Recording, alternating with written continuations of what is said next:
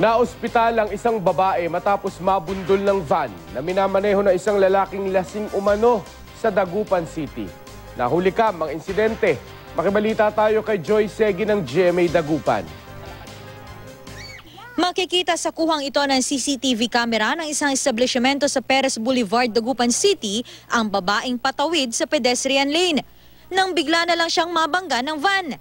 Hindi na nakuha ng CCTV ang lugar kung saan tumilapon ang babae.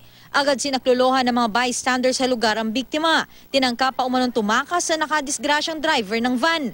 Mabilis yung sasakyan. Kaya niya hindi na siya nakapagpreno. Kaya niya nabangga itong biktima.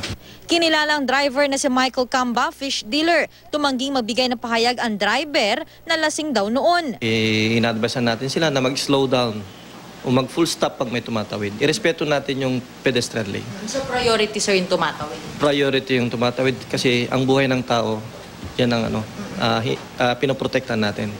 Bukod sa kasong reckless imprudence resulting in serious physical injuries, posible ring makasuhan ng drunk driving ang driver. Joy Segi, Nagbabalita, Pilipinas.